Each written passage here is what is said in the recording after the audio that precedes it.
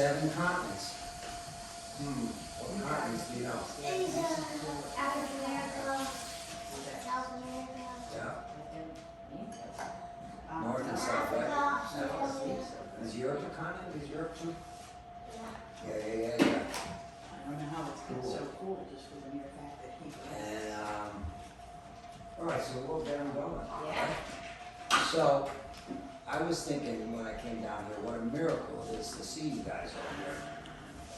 Right? It's a miracle. You know why? Well, Did you ever think of where you guys came from? Right? Came from mommy and daddy, right? Where did mommy and daddy come from? Colorado?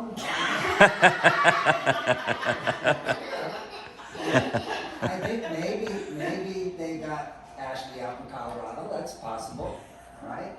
But your mommy came from who? Her mommy and her daddy, which was who? Poppy, right? So Ashley came from her mommy and Poppy, and your daddy came from who? Papa and Grandma. Right? And do you know where your grandma came from? Great Grandma. Yeah, and what was her name? Nan and Papa, right? No, I knew them as Nancy and Bud Long, right? Because they were your grandma's parents, and I knew them when I was just in high school, because Poppy and your grandma started going out when they were pretty young. Was it 9th grade? No, it was senior year. Senior year, so they started going out in high school. That's pretty amazing, right? Because you know what? Grandma was one of the most prettiest girls I ever saw. And she could have met lots of guys, but you know what? Who she met? Poppy. Right? They got married, and then they had 3 kids. Who's the other 2 kids they had? Right?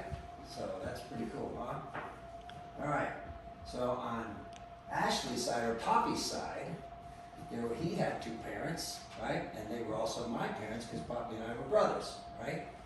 So this is Poppy's daddy and his mommy. So his dad was called Jack Flanagan, or John Flanagan, just like Poppy was John, but they called him Jack. And my mother was Irma, and I think some of you guys met Irma before. She passed away just a few years ago, right? She was Nanny, they called her mostly, right? So I wonder where they came from. Remember where we talked about before? Europe? Right? So my daddy's dad, he came from England. And he moved to upstate New York, way up in upstate New York, right? My mom came from Austria. You know where that is? That's in Europe, near Germany, right? And my mother was born to an unwed teenager. And they gave my mother up to her older sister because they thought she was too young. And they told her mother to go to New York. And she went to New York, and she left my mother in Austria with her aunt. That's an unbelievable. We only found that out I didn't know that. about 20 years ago, when we found out through my brother Joe that my mother had told him that my grandpa wasn't my real grandpa. Well, that I know. Okay? So that's the story. So my mother was 5 years old and living with her aunt in Austria, in Europe, right? When my grandma had come to New York, met my grandfather, and his name was Joe Wagner. And they fell in love in New York City, right? And they were gonna get married, and she told him, I had a baby, and my baby is in Austria, and her name is Irma. And this guy, Joe Wagner, said, I'm gonna go get her, and she should be with us. Isn't that amazing? Yeah. So maybe if she met some other guy and she told him she had a baby, maybe that guy says, well, she's fine, she's with your sister, let's just leave her there. And if they did, no Poppy, no Uncle Ray, no Bodie, no Pinky, no Noni, right? So amazingly, she came to New York, and they had a second baby together. That was my Uncle Jay, who was like my middle name, Raymond J. Flanagan, right? So this is what happens. My father is living 6 hours away from New York City, and he comes to college in New York. And he meets my mother at a church event. They're on double dates, but not with each other. And they kind of caught each other's eye, and they started going out. They asked each other out, and they became boyfriend and girlfriend. And then they fell in love, and they're gonna get married. And they got married, and your great-grandma was expecting a baby. And then what happened was a big, big problem in Europe, and that was called World War II. Have you heard about that in school? Yeah. What was World War II about, you know? Remember Adolf Hitler, the name Adolf Hitler? So there was a really, really, maybe the meanest guy that ever lived in Europe. And he was trying to take control of the whole world. He wanted to be, everyone to be like the German guys that they had. They thought nobody else was good enough. And they were killing people. Terrible. And they were trying to take over England and France and all these countries in Europe. And your great-grandpa said, we're not going to let him do that. Right? And his wife was expecting a baby. And he said, I'm going to go. Pretty amazing. So he joined up and he became a pilot on an airplane. Right? That's what it looks like. Right? And the deal was, most of these guys, how old are you, Ken? 13. 13, right? I mean, what's that? Yeah. So he was, I think, 22. He was just finishing college, right? The war broke out, and he told his wife, I gotta go. And like a lot of guys, thousands and thousands of people went to defend the world against this bad guy. And they were either fighting him on the ground, or fighting him in the water, in the navies, or fighting him in the air. And my dad decided to go and fight him in the air, right? Which is your great-grandfather. Your That's great-grandpa, father yeah. Which is Yeah. super cool. Yeah. So imagine this. He was living in this is in 1942, and I don't think my dad had ever been on a plane. And now he's going to be driving one. He's going to be a pilot. He takes a test, and you have to be very smart to become a pilot. And he becomes a pilot. So on each one of these planes was 10 guys, a pilot and a co-pilot. They had a navigator who tells you where to go, a bombardier who drops bombs, and they had other guys, a nose gunner, a top gunner, and a ball turret gunner, and a tail gunner. I think 4 gunners on there. So there was 10 guys on each plane. But my dad was the captain. He was in charge. He was the pilot, right? And these planes didn't have any heaters in them, right? And they were very big. They had 4 engines on them. And when they're up in the air, there was no extra oxygen. And sometimes they said, you know how cold it was here yesterday? What was it, Ash? What do you think? Okay, you know how cold it was sometimes up in the air? Sometimes 50 degrees below zero. Below zero. So they had gloves and things, but they were so scared, sometimes they would sweat and it would freeze. They were so scared. So, amazing, right? So the deal was that they were stationed, I yeah? have a question. Yes. How could they breathe? They had air and they had some oxygen, I guess, you know, and it was a non-pressurized cabin. Non-pressurized cabin, that's why it was so cold, you know. And breathing and surviving the cold was as tough as surviving the other opponents, right? Okay. It was brutal. Sometimes guys would pass out because of lack of oxygen, because they would try to get as high as they could. Right. So they decided that they were going to attack the Germans in the daylight. They called it daylight bombing. And literally hundreds and hundreds of planes would go up in a formation like a V. Have you ever seen geese fly overhead? Yeah. Well, they were like that, but hundreds and hundreds of them. So some guys were out here, some were in the front, some were over here, and they all had to take off at the same time, and they had to meet up in the air and get in this formation.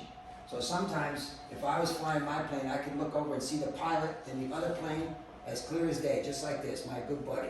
And I could see someone else over here, right?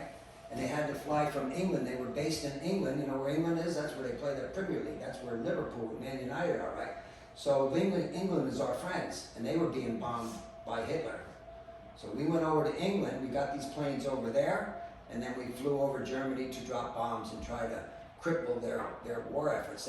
What they did, the mission was to knock out all the factories that were building the equipment for them to fight. And they figured if they had no equipment, it'd be game over, right? And they thought they'd do it best in the daytime where they could see where the factories were. But the problem was what? They could see. They could see us, right? Yeah. And they had guns, big powerful guns from the ground that shot bombs up in the air and tried to knock us out of the air. And they would explode and this metal would come into the plane, right? And they also had very good pilots on the German side with very fast planes that would come at you. And a lot of times they'd come out of the sun. So we're flying into the sun and these planes would come out and they'd be shooting at us. So it was very scary. And imagine that these boys were only 18 to 22 years old. You know, only 9 years older than Cannon. Wow. Unbelievable, right? Yeah. Most of them just out of high school or in college and all said, we're not gonna take this anymore, right? So, your poppy was very much in the history of what my dad did in the war. And he told me a story years ago about a guy named Rosie Rosenthal. Rosie Rosenthal, right? So remember that name, Rosie Rosenthal. And Rosie had a plane called Rosie's Riveters, right? And he flew, I think the most my dad flew was 25 missions, because when you fly 25, you can go home. But Rosie Rosenthal flew over 50 missions. And your daddy had told, your poppy told me that he heard a story that at one point during the war, when my dad was over there, that Rosie Rosenthal flew my dad's plane. And my dad's plane was called the Royal Flush. Does anyone know what a Royal Flush is? I bet your dad does. Yeah. I know it's poker. I know it's a hand. I don't know so what's. if you play poker, you know what cards are, right? If you play poker, a Royal Flush was an ace, king, queen, jack, and 10. That's in a poker hand. That's the best hand you can get, a Royal Flush. So that was, and then all these planes had names, right? Like this plane here, I'm giving you a DVD. It's called Pistol Packin' Mama, and a lot of them put nose art on the side. Some of them were women in bathing suits, but my dad's plane just said Royal Flush. And you know what the Royal Flush? I thought it was about the hand on the poker hand. It was about a big toilet flush of Hitler, Mussolini, and Hito of Japan. They were going to flush them all down at once. Right? A Royal Flush. Right? Wow. So, anyway, a couple years ago, my dad would have been turning 100, and I got on the internet at about 2 o'clock in the morning as I wake up to play my guitar, and I started Googling Rosie Rosenthal, right? And I found out that Rosie Rosenthal flew 50 some odd missions and he lived to almost 90 years old. And at one point during the war, just like my brother John told me, Rosie Rosenthal flew the Royal Flush. And he flew it in the Munster raid. And Munster was a place in Germany where we were going to go, right? And he flew it to Munster with his squadron of 12, which was a small part of a very, very large group of planes going over there, hundreds of planes. But his squadron was a group of 12. And when they flew to Munster, the Germans were ready for us, and they were shooting at us and shooting down lots of planes. And Rosie was the only one in his group of 12 that made it home. One guy out of 12 planes. So 11 times 10 is 110 guys in his squadron gone. And what my brother had told me was that Rosie said to my dad, who was a Flanagan, he said, you know, Flanagan, it was the luck of the Irish that got this Jewish boy home. He was a Jewish boy from New York City, and he was a lawyer, and he joined to go over there because Hitler was killing the Jewish people, right? So I Googled Rosie Rosenthal, and I found out that he had a son named Dan Rosenthal, and Dan has a group called the 100th Bombardment Group Foundation. My dad was in the group in the war called the Bloody 100th. That was his group. And they were having a reunion in Colorado, and my dad was going to be 100 on the weekend, and I had his jacket in here, right? Now this jacket is a officer's jacket, so you didn't wear this when you're in the plane. When they were in the plane, they had on leather jackets, and they had on gas masks, and they had goggles, and a hat, and gloves, because it was freezing cold. But when they did some kind of a function, they wore their officer's jacket, right? So I called this Dan Rosenthal, and I asked him, so Dan, where do you live? And he says, Weston, Connecticut. Wow. He lives 10 minutes away from where We live. Aunt Julene and I live. And he met me at the cemetery for my father's 100th birthday. Wow. And then I went to Colorado, and I met the rest of the people in the 100th Bombardment Group reunion that were all, like me, kids of people who flew in the war like my dad. So anyway, they say that a pilot only had a 1 in 5 chance of coming home after going over there. 1 in 5. It's like, you know, probably right now the Bucks have maybe a 1 in 5 chance of winning the Super Bowl. And that's pretty good actually. But if you only have a 1 in 5 chance of making it home, that's not very good, right? Yeah. Pretty scary. So every time they flew another mission, they were hoping to make it home because they thought they might not see their wife and their baby ever, right? So my dad makes it through 25 missions and he comes home and he has not only his new baby Karen, but he has Nomi, right? And Joe, then Poppy, then me, and then my little sister Buzzle, right? So he had 5 more kids when he got home. And it was only because my mom, what we found out, we tried to figure out how come he wasn't flying his plane during this Munster raid. Because when I looked at his missions, he started in September, he flew 5 missions in September, and then he flew on October 2nd, and he flew on October 4th. And those 2 missions on his diary, you see it on his map, I'll send you a file of the map, that it said they were very bad missions, really bad, heavy attacks, right? And guess what? My mother, who's in that shirt, she had the baby on October 2nd, and he was on a mission. And October 4th, he flew again. And I think what happened, as I researched this, is that the doctor must have said, you know, Flanagan, you gotta take a couple weeks off. Your head is not here, your head is with your wife and your new baby back in New York. You need to take a rest because we don't wanna lose you, right? So they gave my father 2 weeks off right in the middle of his missions. And that's when Rosie Rosenthal and his other friends flew the 3 worst missions of the whole campaign. So what I found out about this, because my mother had the baby, is if my father flew during those 2 weeks, we don't make it home. We don't never get born, right? Because he would have had just his wife and a baby, and that's it. That's why I say it's a miracle that we're all here. What do you think? Is that a miracle? Yeah. Kinda, right? Not to mention all the other ways that happen, right? So it's a miracle. So I'm going to show you guys this. Maybe we can take a picture, and then I'm going to let you guys wear this. This jacket has only been out of the closet about 5 times now since 1943 when my father came home. Right? So this jacket is about 78 years old. Right? So, pretty cool. And I bet you it's going to look good on you guys too. Isn't that cool? What What do you your think? great-grandfather did? Yeah. How he Unbelievable. flew those planes So the and story went to is- war? Yeah, so the story is that this book called Masters of the Air is about your great-grandpa's 100th Bombardment Group, and his plane was named the Royal Flush, and guess what? It's in the book, starts on page 14, and that story I just told you about Rosie Rosenthal, that's where the Royal Flush starts. So it's right in the very first chapter of this book, and when I went to Dallas in October, I found out that in this movie they've made a replica plane on the set of the base, which is called Thorpe's Abbott, and guess whose plane is on the set? The Royal Flush. The Royal Flush. Of all the thousands of planes we had, the Royal Flush is sitting right there on the base.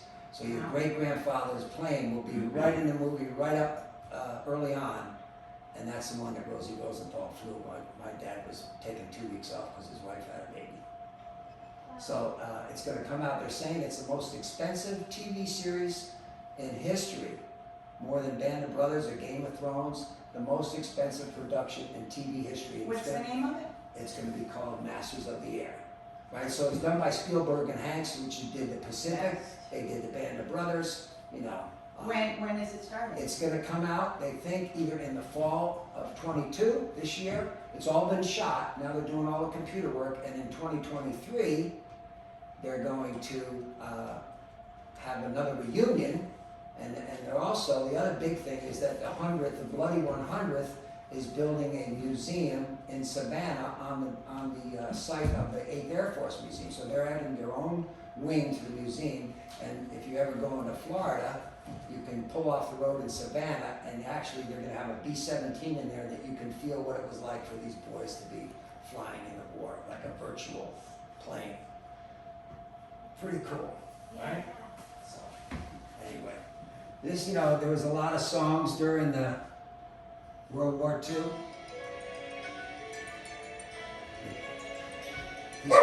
This one's called I'll Be Seeing You. Buddy likes to sing it.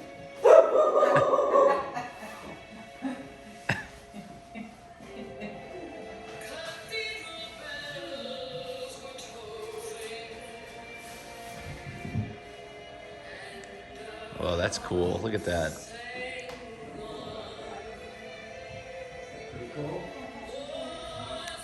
It's almost 80 years old. Is it Walt?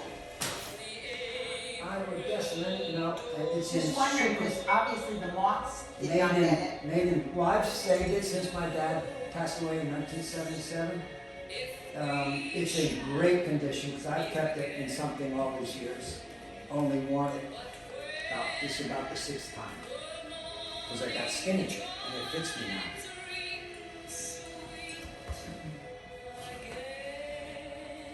It's a little snug after having a couple of those chocolate strawberry covered things. My dad was a lot shorter than me, so the sleeves are a little short, but it's all right. She said that I'll be seeing you in all the, oh, it is getting snugger. I gotta watch it. Now there's supposed to be a belt, and I gotta look for one that goes as a belt that matches the materials. How old is that jacket? 78 years old. There it is. What do you think about that? That's cool. That's Yeah? what your great grandfather wore. That's what he wore 78 years ago. And one of the great stories about my dad was that when he left for the war, he promised his mom he would fly over her house. Oh, this is a great And story. he took the B-17, he told her, Mom, I'm going to fly over Watertown, New York before I go over there to get after Hitler. So he flew the plane, and I think she was thinking she was going to look up there, and way up there she would see a plane. But not your Poppy's daddy. Your Poppy's daddy was a lot like Poppy. I think if Poppy was flying that plane, what do you think he would do? He buzzed the houses. They said he was only 200 feet off the ground. He hardly cleared the telephone wires. And it made front page of the newspaper. I think I'm going to send Ash, I have the clipping. It talks about your great-grandfather flying over the town. They said onlookers estimated him at 200 feet, although other people say he was just barely cleared the telephone wires, which is pretty low. And what did he do? He tipped his wing. Yeah, he tipped his wings, but I think they were all thinking he's going to be way up in the air. Right. Yeah. And then he'd get in trouble. When a plane hits its wing, it's They saying say, goodbye. yeah. So they would come over and go like this. And I think they circled 6 times and he buzzed the town up 7 times. So it's a great story. I figured, what the heck, you could either crash over here or crash over there, what the heck, right? But he got to say goodbye to his family before he went. And they were all very proud of him, right? He was the president of the senior class and a very good athlete too. Played football in high school, right? And very, very smart. And that's where you guys get your smarts from, your mommy and daddy and your grandpas and your grandmas, right? And that's where some of your coordination comes from, doing so good in sports. Not everybody does so good, right? So, who wants to try this on? Yeah? Let's try this guy first. Come on, right here.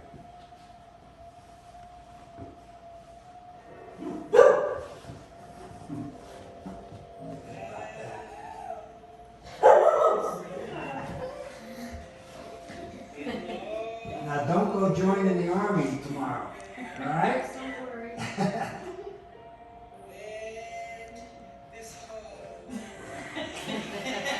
Looks pretty good though. I'll tell you what. Salute. Salute. These afraid you're gonna hit me. There you go. Good. Excellent. How about you, Lynn? You know, I don't do it actually. you know when we found out that during the war, the women that were back here in the United States, they were training pilots to fly. You know, people say that girls can't do this and girls can't do that. Guess what? They can. And you know what? Today, there's lots of female pilots out there. What do you think about that? Look over here. Salute. Excellent. Excellent. You're last, Brooks. We gotta give Casey a chance. You gotta do it in order, right? Choose order. In order, yeah. Okay, you guys gotta fill out a little bit.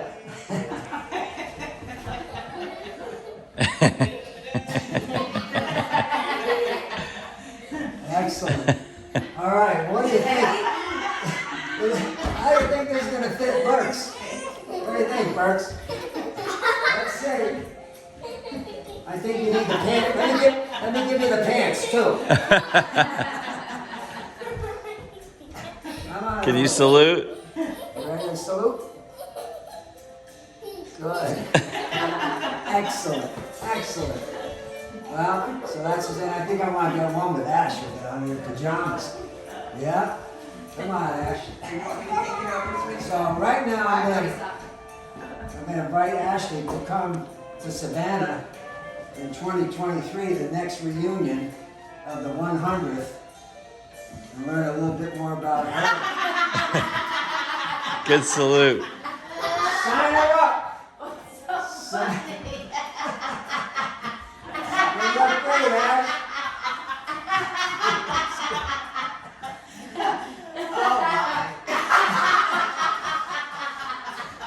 So, The same reason we laughed at all of them.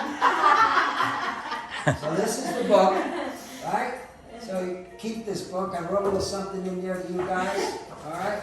And I underlined on page 14 where it starts talking about the oil flush. And this is a movie about one crew of the B-17. Sometimes a little rough for kids because it's pretty scary stuff. But it's okay. You can watch it first and see what you want to show you. Did any of this stuff? Very special, Ray. Yeah. That's awesome. Very, very cool. Yeah. Very cool. Isn't that when you guys Good history talk lesson. to your teachers and go through history lessons like This World is War a II? great story that you could write in school. Yeah. You can tell them a story because by the time that happens, this Masters of the Air will be out. And you can say, my great-grandpa was a pilot. Yeah? Yeah. During It's going to this be time. great stuff. Yeah, Amazing. that is so cool. Thanks, Raymond. That was awesome. Yeah, Awesome. that was great. Yes. I wondered why, I'm like, he was dressed in something else when he came down. Why? Is that for his drive home or what? That's not my I didn't know why. You're gonna fly home. That's it. We're going to fly. Have you seen any of that in the stories that you're reading? No? No, you very have? little has been in the history books about the air effort. No. And that's why it's so important what they're doing and that they get the word out. And that's why this mini-series is going to be humongous Yeah. for the 8th Air Force and the 100th. Wait, he was in the Army, right? Army Air Force, it was Army Air Corps before. Play the Air Force song for him. Well, You have it it? wasn't the Air Force at that time. The pilots were part of the Army. It was the Army Air Corps. Yeah. And then they separated, made the Air Force and the Army, the Navy, the Marines. Right. So at that time they were. Will you have the Army song? I have them all probably in there, but I'm going to change my clothes and get on the road. All right, all right.